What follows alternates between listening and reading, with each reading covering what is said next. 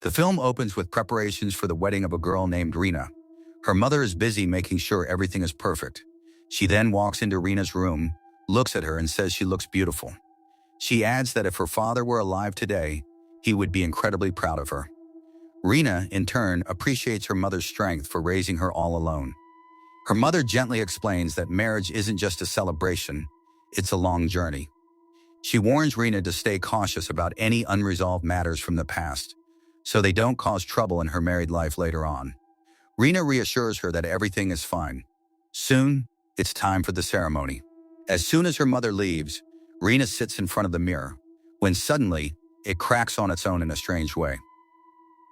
At the same time, a photo frame hanging on the wall falls to the ground. The lights abruptly go out. Rena carefully holds on to a picture of her parents and steps outside, only to find out there's been a short circuit. When she returns to her room, she notices the photo album lying on the floor, its glass shattered. Just then, she spots someone standing outside the door. Rena follows the figure, but the moment she reaches the balcony, the person disappears. Instead, she sees muddy footprints on the floor, and there's a foul, rotting smell in the air. She checks the ceremonial bathwater kept for the wedding, decorated with flowers, but inside she notices a strange black liquid. Suddenly, something floats to the surface, and Rena screams in terror, calling her mother. The water has turned completely black, and floating inside it is a dead rat. Someone examines it and claims it's black blood, considered a very bad omen. The scene then shifts forward in time. Rena is now with her husband, Prem. It's revealed that Prem has been promoted and has also been given a house by his office. However, Rena is still disturbed by the strange incidents that happened before their wedding. Prem tries to calm her down, insisting that things like ghosts don't exist. He explains everything logically. The mirror broke because it was of poor quality, the power outage was due to a short circuit, and the photo frame fell because it wasn't hung properly. When Rena brings up the mud, the dead rat, and the black water, Prem says her mother mentioned a dispute with the neighbors, so maybe they were behind it. He reassures Rena that everything is fine now. Talking about their new life, Prem jokingly says he wants 11 kids. Soon they arrive at their new house, where Mr. Murray and Mrs. Dar welcome them. Prem explains that they will come once a week to clean the house. As they step inside, they're told that all the old lights have been replaced and the house is fully ready. But suddenly, Prem notices mud on the floor and is surprised. Mrs. Dar insists she had just cleaned it and doesn't understand where the mud came from. Confused, Prem asks her to clean it again. This incident leaves Rena deeply unsettled. That night, feeling intense heat in the bedroom, she asks about a fan. Prem tells her there isn't one yet, but promises to arrange it the next day. The following day, Mrs. Dar asks if they'll be hosting any housewarming function and even offers help from the neighbors, unaware that something far more sinister may already be lurking inside their new home. Rena agrees. Mrs. Dar asks her about the fan. Rena explains that it came from Prem's office. She adds that she felt extremely hot last night. Hearing this, Mrs. Dar is surprised, because that area is usually cold. That night, with the help of Mrs. Dar and the neighbors, Rena hosts a housewarming function at home. Prem calls to say he'll be late coming back from the office. He tells Rena that if Ustad arrives, she should serve him properly and make him some ginger tea. A little later, Rena steps outside and notices an old man.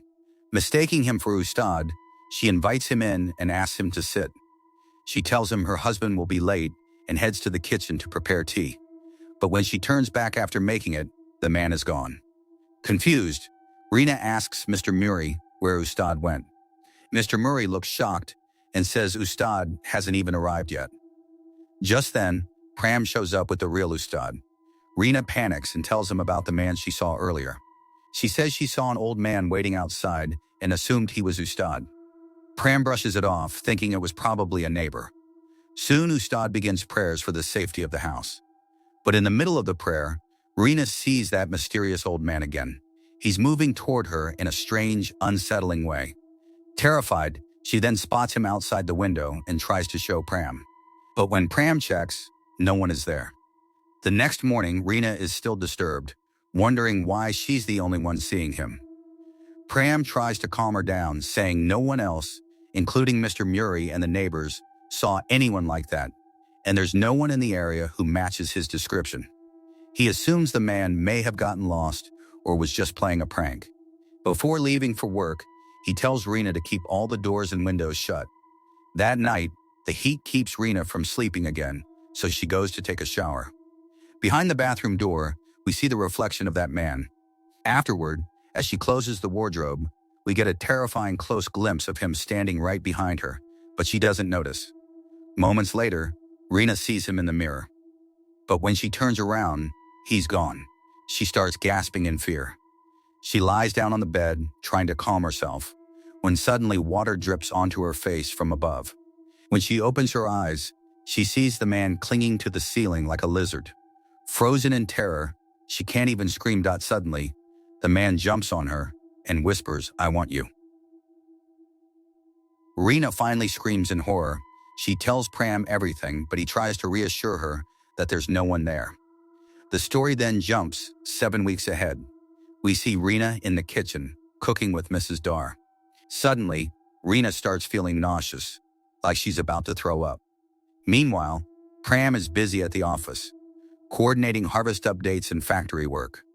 Just then, someone informs him that there's a call for him. As soon as he picks up, Mrs.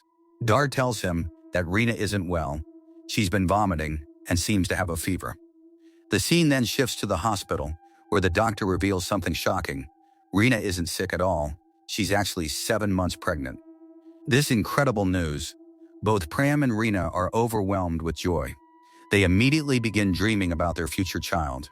Pram prays for the baby's health and showers Rena with love.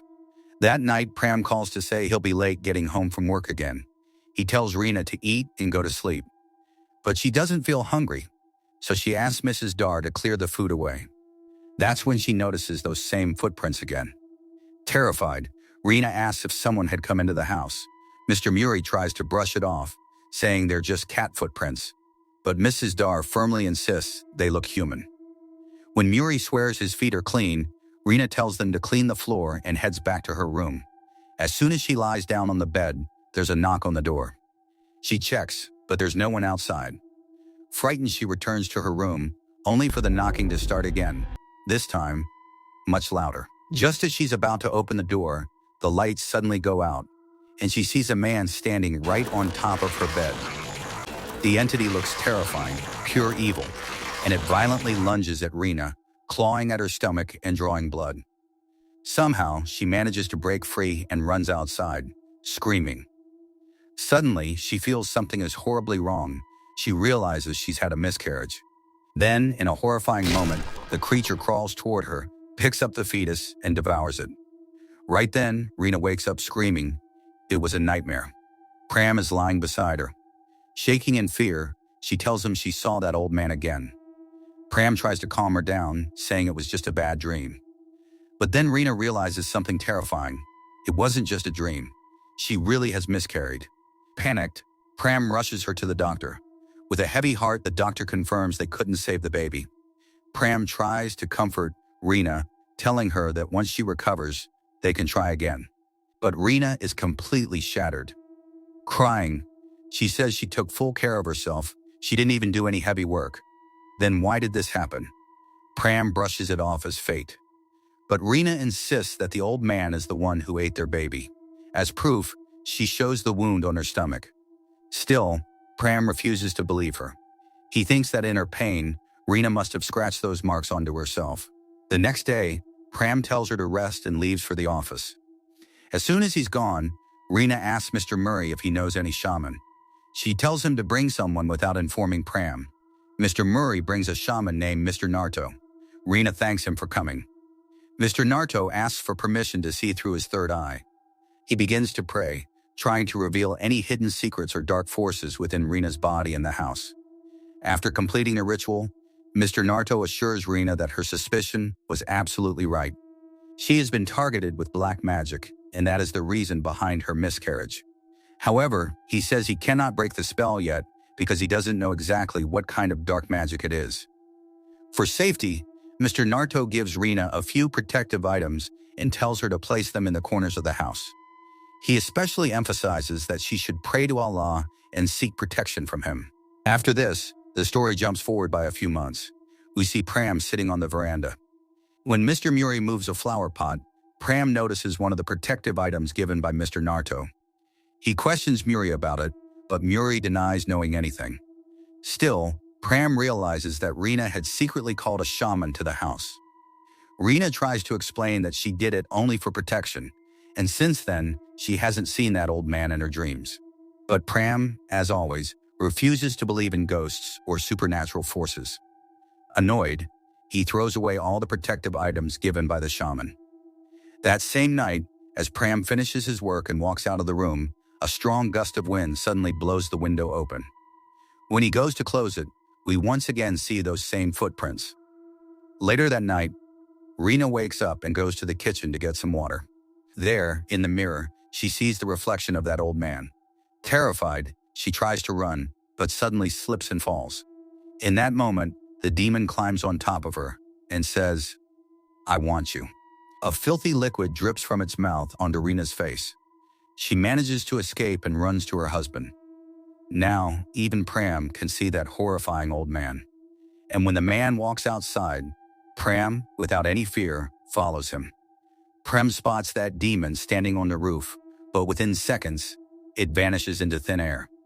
Determined to find out what's going on, he grabs a ladder and climbs up to inspect the ceiling space above. Up there, he doesn't find any person, but he does discover something disturbing. The moment Prem sees that strange, unexplainable object, he's completely shaken. The next day, Prem calls Mr. Narto over to the house. After examining it, Mr. Narto reveals something terrifying. This is a powerful form of black magic made from graveyard soil and the black blood of rats. It's known as the Black Blood Curse. He explains that this curse is directly targeting their bloodline. Its effect is horrifying. Every time Rina gets pregnant, she will suffer a miscarriage. In other words, they may never be able to have a child. Prem, desperate for answers, asks who could do something so cruel to them. Mr. Narto says this kind of curse is usually cast by someone who has been deeply hurt by the family and is now seeking revenge. Prem then asks if the curse can be broken. Mr. Narto warns him, it won't be easy. The only way to destroy it is to find the main source of the curse. He adds that the object responsible for breaking the curse is usually buried somewhere near the home of the person who cast the spell. He then asks Rina to think carefully. Does she have any enemy who might hold a deep grudge against her? Rina steps outside, lost in thought, and suddenly remembers something her mother once said about an unresolved issue from her past. She finally opens up to Prem. Before meeting him, she had dated a guy named Udi for 6 months. But Udi was obsessively attached to her. When she tried to break up, he couldn't accept it. He started stalking her and even threatened that if she ever married someone else, she would regret it.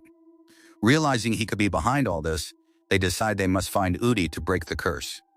Rina calls her old friends and starts digging for information. She learns that Udi had once been arrested by the police in Jakarta. But after getting out of jail, no one knows where he went. She shares this with Prem, and they both realize finding Udi without police help will be nearly impossible. Time passes. Rina is now 7 months pregnant.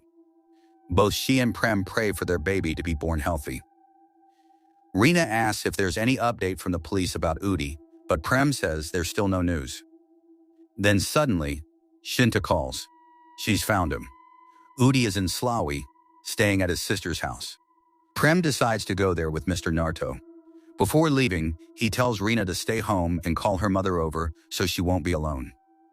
When they arrive at Udi's sister's house, Mr. Narto says he doesn't sense any dark energy there. Pretending to be Udi's friend, Prem asks about him. And what they hear next is chilling.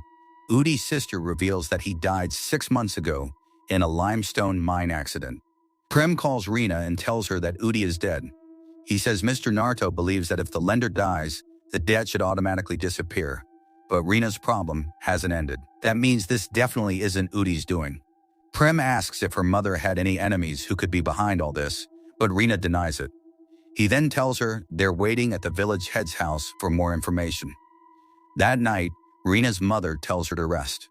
When Rina starts getting painful cramps in her legs, her mother suggests using warm water and goes to call Mrs. Dark. But the moment she leaves, Rena sees those mysterious footprints again, and one by one, the protective objects begin to break. Terrified, Rena calls out for her mother. But her mother gets locked inside a room, while Mr. Mori and Mrs. Dark are trapped outside the house. Suddenly, Rena's water breaks. Out of nowhere, a demonic entity appears, places its hand on her stomach, and coldly says that the baby will not be born alive. At that exact moment, Prem and Mr. Narto arrive. As soon as they step in, the door unlocks. Mr. Narto commands the evil presence to leave the house, and the entity releases Rena. Prem rushes to support her as her labor pain begins. Praying to Allah for strength, they begin helping her deliver the baby.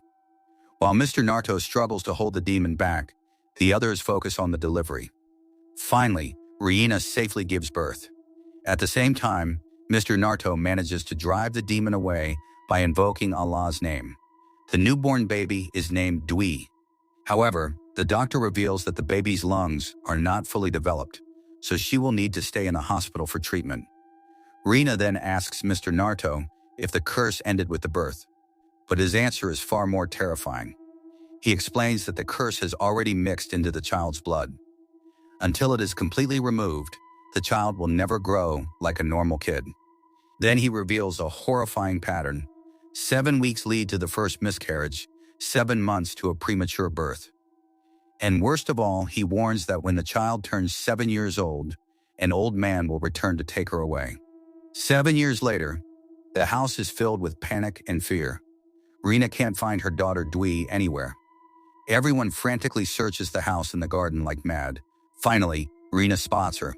Rena reminds him that tomorrow is Dwi's 7th birthday, and according to Mr. Narto, that old man will return again.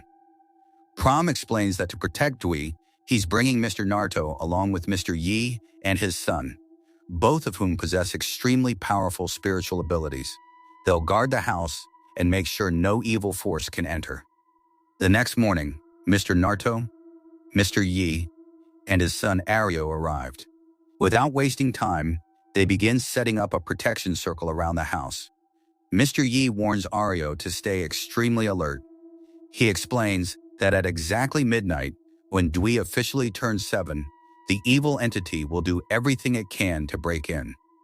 They begin praying continuously, asking for Dwi's safety and trying to weaken and drive away the dark force. At exactly 12 a.m., the protection circle shatters, and the demon forces its way inside. The lights suddenly go out, and everyone freezes in fear. In a violent burst, the demon lifts Aryo and Mr. Yi and throws them across the room. Mr. Narto quickly orders everyone else into another room. But before they can react, the demon lunges at Mr. Narto. In a horrifying moment, it forces its hand into his mouth and rips out his insides, killing him instantly. Then it smashes through the door, heading straight for Dwi. Just in time, Mr. Yi gets back up and throws holy water at the demon, causing it to writhe in pain. As the demon turns toward him, Aryo suddenly attacks from behind, stabbing it. But the creature retaliates, grabbing Aryo and hurling him away again. Mr. Yi keeps throwing holy water, and finally, the demon vanishes into thin air. For a moment, everything falls silent. Mr. Yi reassures everyone that they are safe, for now. But he senses that something is wrong, that someone is hiding the truth. He firmly states that there's a big secret being kept and demands honesty. Finally, Prom confesses.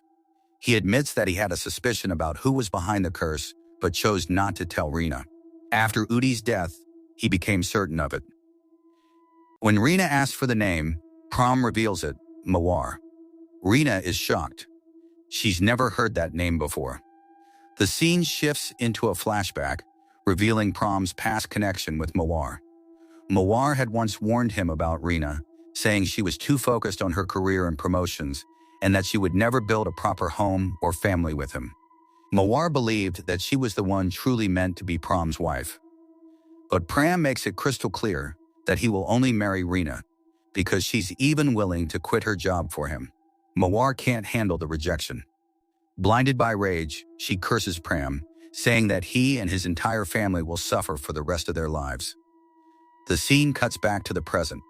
Pram admits he thought Mawar said it out of anger, but once the curse proved real, he secretly spent the last 7 years searching for her with Mr. Yai. He apologizes to Rena for hiding the truth and assures her that she's the only one in his life. But Rena is completely shattered. Just then, Mr. Yai warns Pram that they're running out of time. They must find Mawar quickly. He plans to perform a special ritual to break the curse, one that requires both Pram and Rena. Pram begs Rena for a chance, explaining that saving their daughter Dwi is far more important than their anger or complaints. He admits his mistakes and asks for one chance to fix everything so Dwi can grow up like a normal child. When Rena asks for assurance, Pram promises her. After that, Mr. Yai performs a ritual to locate Mawar. They discover she's hiding near the border of Osobo and Magalang. Immediately, Pram and Mr. Yai sets out to find her, while Arya stays behind with Rena to protect her. They reach the backyard of Mawar's house. Yai tells Pram to start digging at a specific spot while he goes to get a shovel from the car. But suddenly, someone strikes Mr. Yai from behind, and moments later, Pram is attacked too. It's Mawar. When Pram regains consciousness, his hands are tied, and Mr. Yai is right in front of him, also captured. Mawar walks in with a chilling, sinister laugh. She says she always knew Pram would come looking for her. Fueled by anger, she reveals that it was never Rena, it was always Mawar who stayed by Pram's side, but he never truly saw her. Calmly, almost disturbingly, Mawar admits she enjoyed watching Pram and Rena suffer for the past 7 years. She warns them not to even try breaking the curse. Then she picks up a knife and moves to kill Mr. Yai, but at the last second, Pram breaks free and attacks her, knocking her unconscious. He unties himself and frees Mr. Yai. Yai urgently tells Pram to find a buried clay pot. Pram ties Mawar up and quickly searches for it. He finds the pot and rushes back, but due to heavy bleeding from his head injury, Mr. Yai dies. Pram immediately calls Arya, informing him about his father's death and that they've found the pot. Holding back his grief, Arya tells Pram to come home quickly with it. He says he will complete the ritual alone now. Rena apologizes for her father's death. Arya begins the ritual. Suddenly, the lights go out. Arya warns Rena that no one should leave the room. Out of nowhere, the demon appears. Arya attacks it with a knife, but it has no effect. Instead, the demon throws him aside with a single strike. Then it grabs the knife and brutally stabs Arya. Rena rushes out to save him, but in a horrifying moment, the demon decapitates Arya right in front of her. Terrified, Rena runs back into the room, only to see that Dwi is missing, and her mother is being strangled by an invisible force. When the force finally releases her, her mother weakly points toward Dwi. The demon is taking her away. Desperate and broken, Rena begs the evil entity to spare her daughter. But the demon coldly tells her that its essence runs in Dwi's blood, so the child belongs to it. It even refuses to accept Pram as Dwi's father. Rena, filled with courage, challenges the demon, saying that no matter who the father is, she is the mother, and that will never change. To save her daughter, Rena offers her own life in exchange. She pleads with the demon to take her instead. The demon agrees and releases Dwi. Rena shares an emotional goodbye with her daughter. She tells Dwi that even if she won't be there to raise her, she will always watch over her, even after death. Calling Dwi the most important part of her life, she says her final goodbye. The demon then takes Rena away. When Pram returns, he finds Rena gone. Her mother, crying uncontrollably, tells him that Rena is missing. Panicked, Pram searches for her like a madman. He asks Dwi where her mother is, but it's already too late. Eventually, they find Rena, but she's lifeless.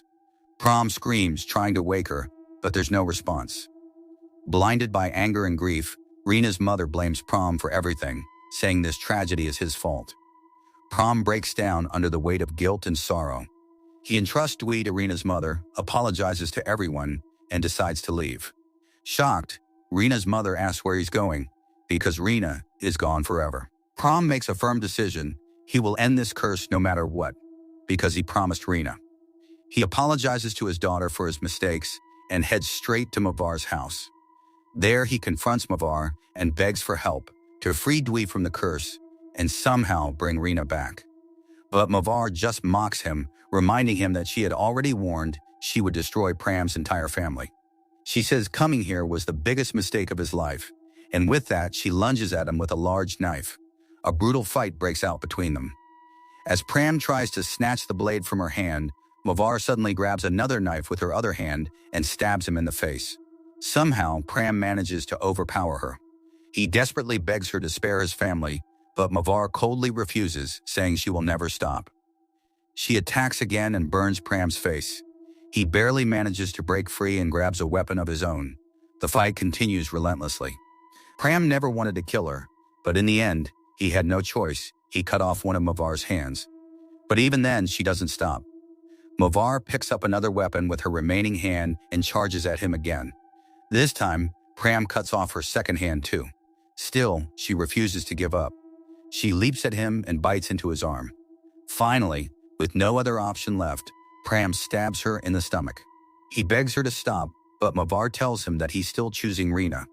She reveals that Rena is already dead, and in the afterlife, she has become the bride of that old demon. No magic can ever bring her back. Hearing this, Pram completely loses control. In a fit of rage, he decapitates Mavar, and with that, the curse finally comes to an end. In the final moments, Pram screams Rena's name, saying he cannot live without her. And then, he takes his own life. Meanwhile, Rena's mother notices that Dwi is recovering and can finally speak again. Shocked, she asks if she can really talk. The scene then jumps several years into the future. Dwi is now all grown up and has successfully graduated from a medical program with excellent marks. During her convocation speech, she says that she grew up without her parents and has no memories of them, but she knows they would have wanted her to serve others. So she dedicates her success to her late parents. With this, the story ends here. Let me know your thoughts in the comments section. Also subscribe to this channel for more stories like this.